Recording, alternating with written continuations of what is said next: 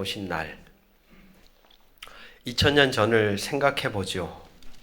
예수님 탄생의 그때,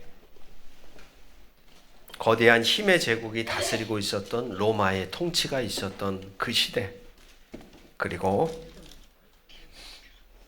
헤롯 대왕의 폭정이 있었던 그 시대, 그리고 종교 지도자와 정치 지도자들의 부패함이 있었던 바로 그때, 바로 그때에 그럼에도 하나님은 자신의 아들을 이 땅에 보내셨습니다. 참 어두운 시대였죠, 그 시대. 지금 오늘 우리가 살고 있는 이 대한민국도 비슷한 시대가 아닐까 하는 생각이 저는 듭니다. 12월에 발생했던 비상계엄, 그리고 국회의 포위, 그리고 정치의 소용돌이, 참 많은 사람들을 혼란스럽게 만들었죠. 그러면서 이런 질문들이 있었습니다. 국가란 무엇일까? 그리고 정치 지도자들은 또 무엇을 위해 존재하는가? 그리고 군인들은 무엇을 위해 또한 그들은 가진 힘을 발휘해야 하는가? 그리고 지금 우리는 아직도 매듭지어지지 않는 그 나라의 모습을 바라보며 마음 조아리고 있는 중입니다. 여전히 어두운 것이죠. 그러나 2000년 전에도 그 어두운 세상에 하나님은 자신의 아들을 보내시며 소망과 빛을 비춰주신 것처럼 이 대한민국에도 하나님의 때에 맞게 하나님의 나라가, 하나님의 공의와 정의가 바르게 세워질 줄 믿습니다. 우리 같이 한번 선포해 봅시다. 대한민국을 긍휼히 여기소서. 한 번 더 고백합시다. 대한민국의 공의와 정의가 바로 세워지게 하소서. 네. 예수님의 생일은 언제일까요? 라는 질문으로 설교를 열어봅니다. 목사님, 당연히 25일이죠. 라고 우리는 생각하지요. 근데 이제 그런 부분에서 많은 성서학자들이 성경을 가만히 바라보다가 오늘 우리가 읽지는 않았지만 2장 8절에 보시면 그 지역에서 목자들이 밤에 밖에서 자기 양떼를 지키고 있었다는 기록이 등장합니다. 고대 그 당시 예수님 당시 시절에는 그 유대 지역에서는 겨울, 그러니까 12월부터 2월 이 기간에는 춥고 비가 오는 우기가 시작되는 시기입니다. 따라서 목자들이 양떼를 들판에서 키우는 일이 거의 드물었다라는 거죠. 따라서 목자들이 밤에 들판에서 양을 돌보고 있었다는 기록은 봄부터 가을, 3월부터 11월 정도라고 생각한다는 겁니다. 그리고 또 한 가지 우리가 생각해 보면 로마 황제 아우구스투스가 명령한 2장 1절에서 5절의 말씀을 보면 로마 황제의 명령에 의해 인구조사를 하는 장면이 등장하죠. 이 인구조사는 주민들이 각자의 고향으로 돌아가야 했기에 농번기 이후나 날씨가 좋은 계절에 시행되었을 가능성이 크다고 봅니다. 그러니까 아주 꽁꽁 얼었던 한겨울보다는 다른 시기가 아니었을까. 그러니까 성경학자들이 그렇게 추정을 해보는 것이죠. 사실 여러분, 예수님이 탄생하셨던 이 날을 초대교회가 처음부터 지켜왔던 날은 아닙니다. 시간이 흐르고 나서 주후 한 300년대가 됐을 때야 비로소 예수님의 탄생일을 정했습니다. 그 이유가 있어요. 역사적으로 태양신 축제일이 바로 오늘입니다. 태양신. 그 당시 그 지역에서 이방신을 섬기는 축제일로 지켰던 날이 12월 25일이었던 거죠. 근데 어떤 일이 일어난 겁니까? 참된 신이 누군가? 진짜 빛 되신 분이 누구신가라는 질문 앞에서 기독교 신앙인들이 로마 제국 안에서 12월 25일을 태양신의 날이 아니라 같이 한번 고백해 봅시다. 예수님이 세상에 빛이십니다. 라고 고백하게 된 날인 거예요. 그러니까 원래 태어난 날은 아무도 모릅니다. 물음표인데 많은 신앙적인 또는 신학적인 의미 부여를 하면서 기독교 공동체 안에서 예수님의 탄생일로 지키기 시작한 날이 바로 오늘이라는 거죠. 이 날은 어떻게 보면 그런 선언인 거예요. 주님이 세상에 뭐다? 빛이시다. 우리 같이 한번 고백해 봅시다. 주님이 세상에 나에게 우리에게 빛이십니다. 할렐루야. 빛 되시는 그 주님으로 인해 저와 여러분의 인생이 신앙의 여정 앞에서 더 밝아지기를 주의 이름으로 축복합니다.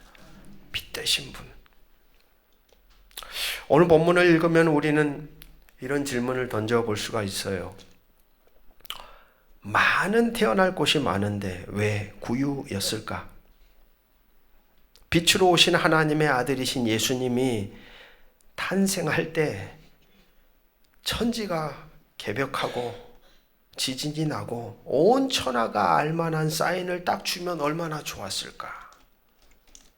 탄생 설화 이야기들을 보면 알에서 나온 사람도 있다고도 하고 기타 등등의 여러 가지 이야기가 있듯이 많은 사람들이 확연하게 다 알 수 있는 하나의 사인으로 나타나셨으면 얼마나 좋았을까? 그런 생각을 우리는 할 수 있습니다. 그러나 오늘 우리는 주시는 말씀 앞에서 하나님이 계획하신 이 탄생이라는 주의 탄생의 사건은 그것과 거리가 상당히 있구나라는 걸 보게 되는 거죠. 그 핵심 장소가 어디입니까? 마국간에 있는 구유라는 단어입니다. 여물통, 구유, 외양간. 온 세상을 주관하고 통치하시는 하나님은 왜 그때 그 장소에 그 고귀하신 존재인 아들 예수 그리스도를 그곳에 태어나게 하셨을까?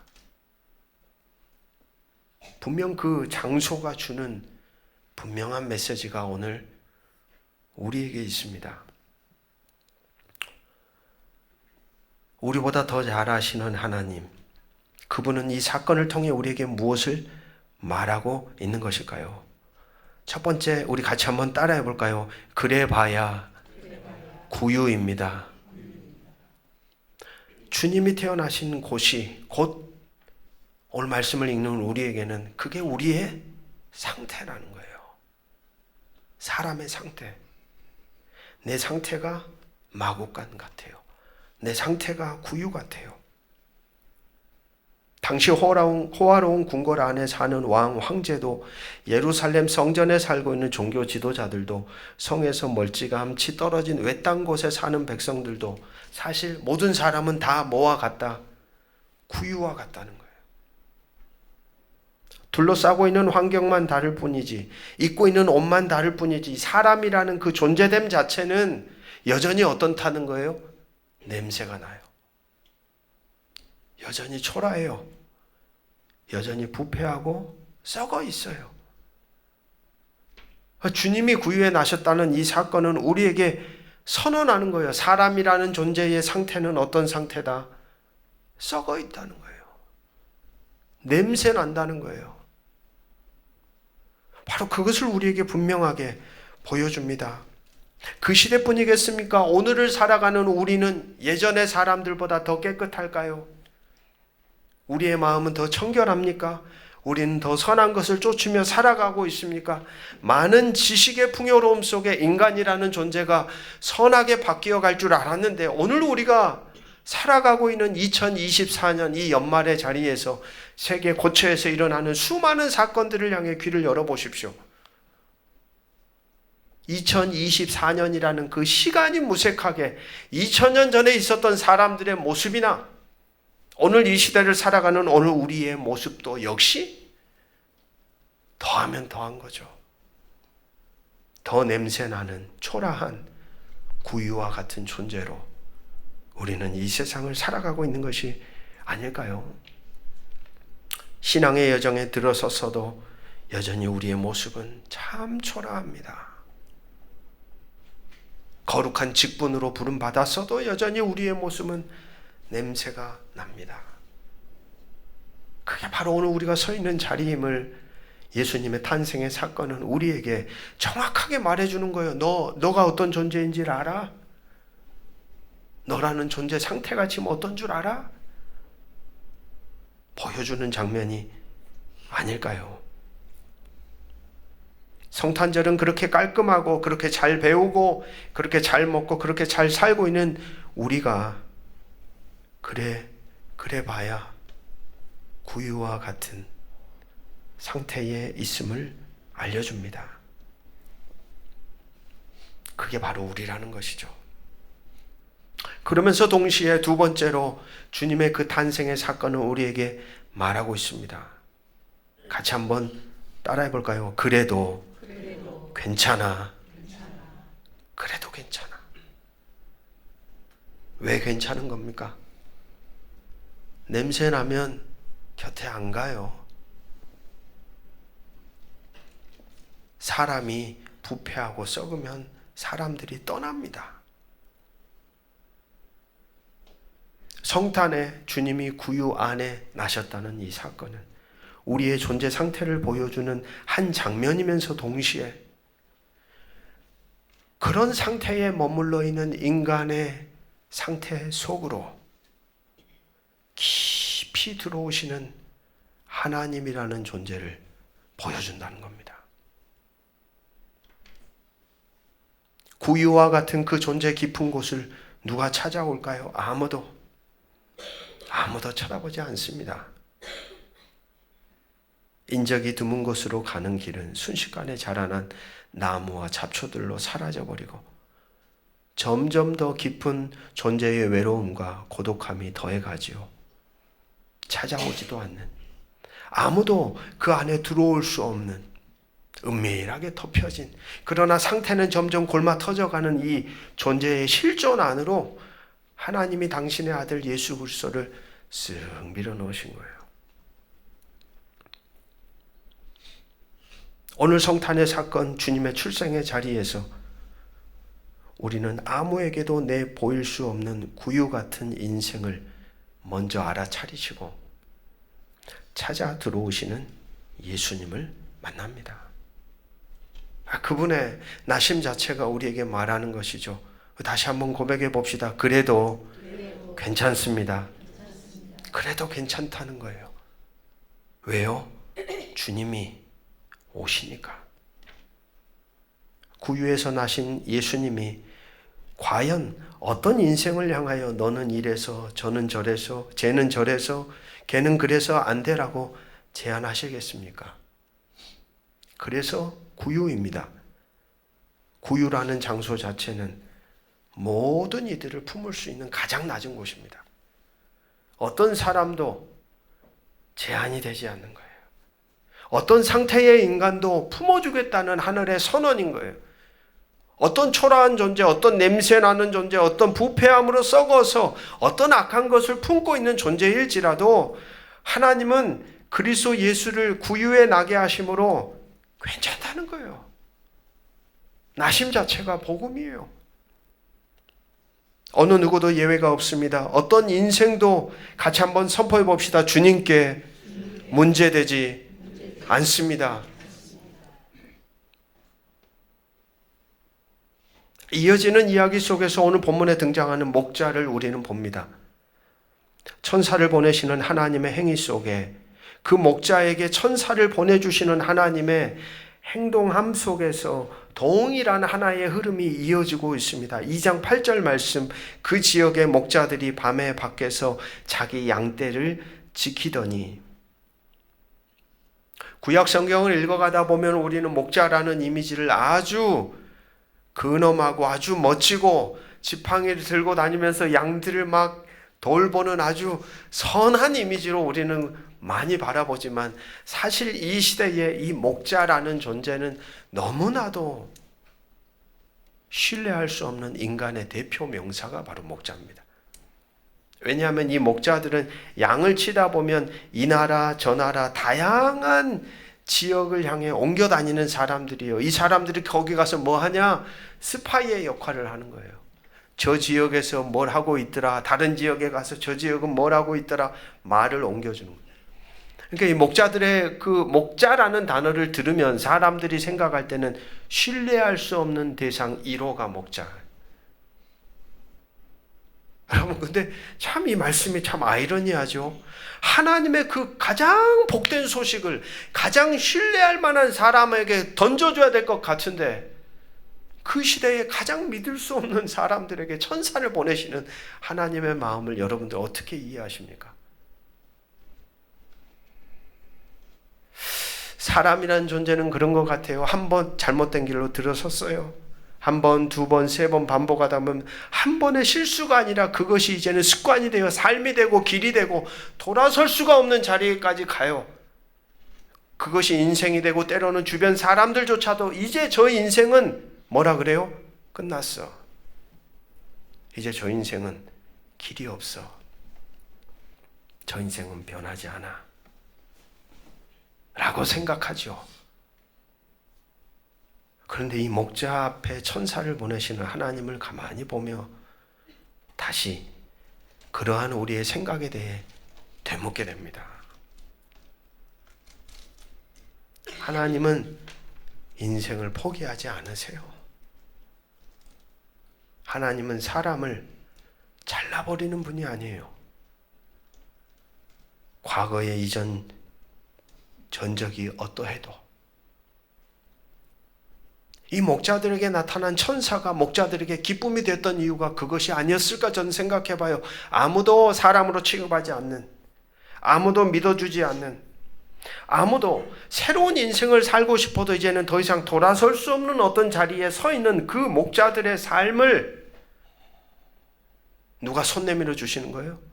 하나님이 손 내밀어 주는 거예요. 야, 너희 복된 소식을 전해줄 수 있니? 처음엔 놀랐겠죠. 예? 저한테요? 저 같은 인생 절 아시잖아요, 하나님. 나 같은 인생이 그걸 전달해도 될까요?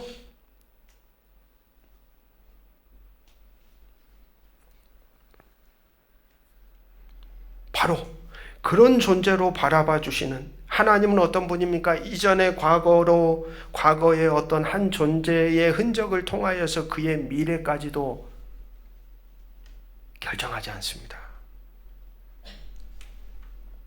저는 이게 하나님이 인간에게 주신 소망이라고 생각해요.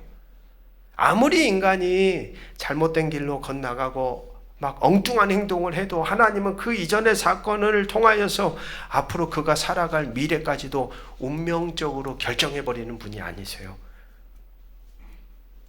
그의 호흡이 끝날 때까지 하나님은 뭐 하시는 분입니까?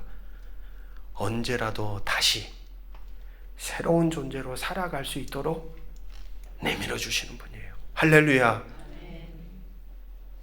그래서 예수님 십자가에 달리셨을 때 좌우에 있었던 죄수 중에 한 사람이 그 막다른 골목에서도 구원의 은혜를 입었던 것이 아니었을까요? 당시 가장 신뢰할 수 없고 가장 믿고 맡길 수도 없는 1순위와 같은 존재인 목자에게 놀랍게도 하나님은 예수 탄생의 복된 소식을 전달했다는 겁니다. 다시금 지금 이 자리에서 충분히 새로워질 수 있는 존재로 기대하고 신뢰하고 믿으며 복된 전령자로 목자를 부르신 것이죠.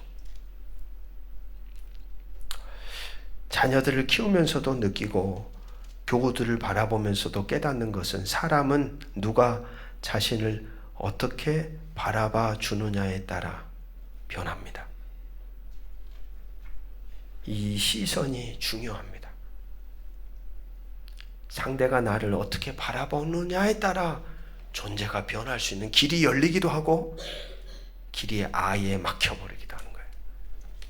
적어도 여러분, 우리가 믿는 하나님이 이런 분이심을 안다면 우리가 사람들을 바라볼 때 어떤 마음으로 바라봐야 할지, 우리가 사람들을 정의 내릴 때 어떻게 정의 내려야 할지 우리 다시 한번 질문하게 되는 것이죠.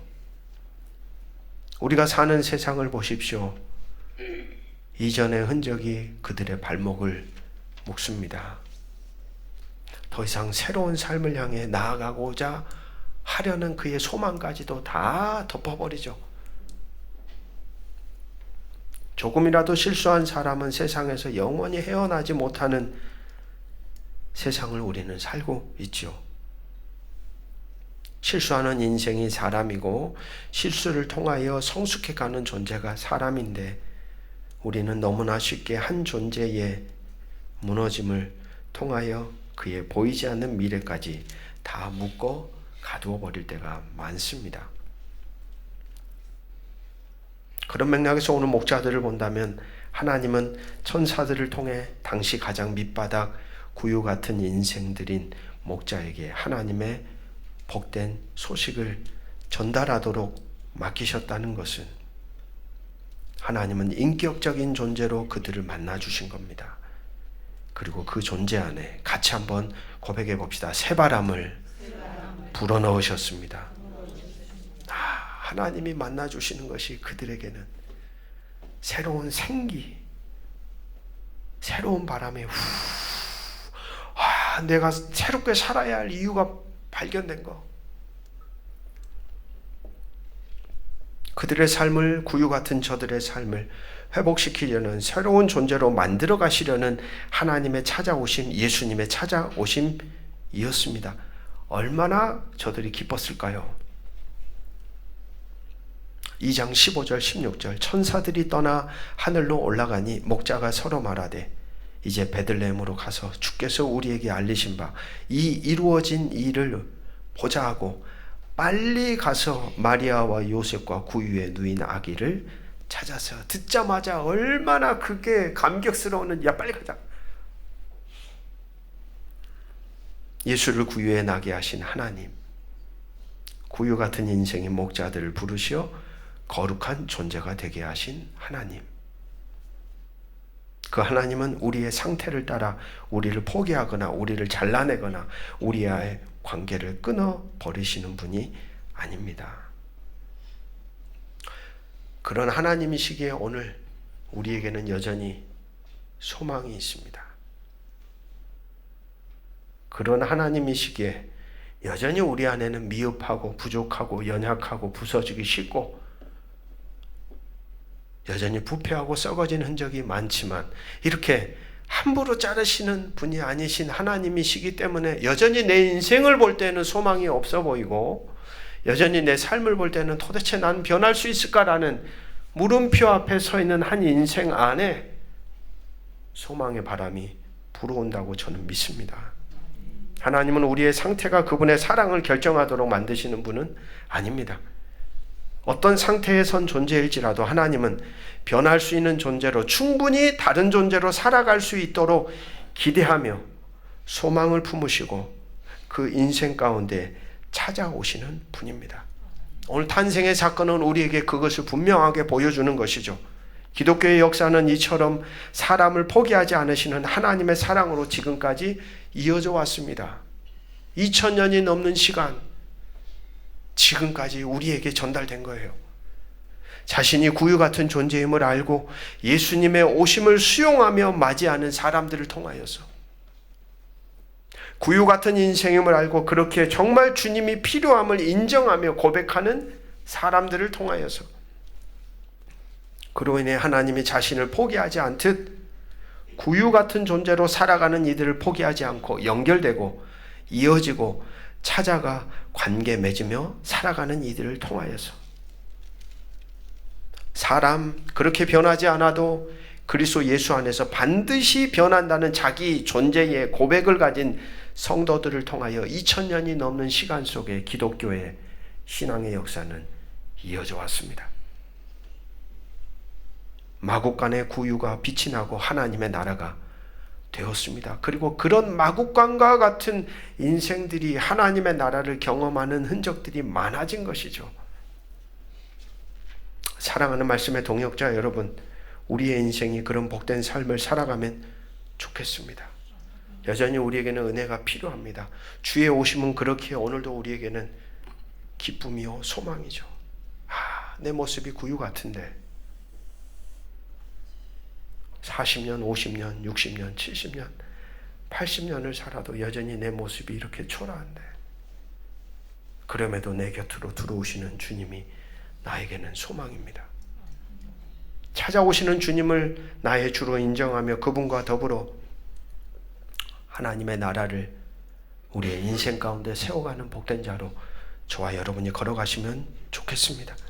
우리 좌우 바라보면서 이렇게 인사합시다. 주님은 당신을 포기하지 않습니다. 한 번 더 고백합시다. 나도 당신을 포기하지 않겠습니다. 할렐루야. 네, 함께 기도하겠습니다. 모든 지각에 뛰어난 하나님의 평강이 그리스도 예수 안에서 너희 마음과 생각을 지키시리라. 아멘. 어둡고 차가운 밤, 별빛도 닿지 않는 구유의 자리, 거기에서 시작된 사랑의 이야기가 오늘 우리의 인생을 두드립니다. 하나님, 여전히 구유 같은 우리를 포기하지 않으시고 우리의 삶 속으로 당신은 오늘 지금 찾아오십니다. 사람이기에 넘어지고 사람이기에 흠이 가득한 우리를 끝까지 사랑하는 당신의 손길 앞에 우리는 다시 일어날 용기를 얻습니다. 구유가 빛나는 이유는 그곳에 주님이 계셨기 때문이요. 우리의 삶이 변화되는 이유는 그곳에 주님이 찾아오셨기 때문입니다. 하늘과 땅의 경계를 넘어 사람과 사람의 벽을 허물어 우리 안에 오신 주여, 이제 우리도 그 사랑을 들고 살아가게 도와주시옵소서. 구유 같은 인생을 향하여, 목자 같은 존재를 향하여 빛을 들고 사랑을 들고 주님의 길을 걸어가게 하옵소서. 우리의 눈과 손과 발이 주의 마음을 담게 하시고 구유의 주님처럼 작은 사랑이 큰 희망이 되는 길을 우리와 함께 걸어 주시옵소서. 주 예수 그리스도의 이름으로 간절히 기도드립니다. 아멘.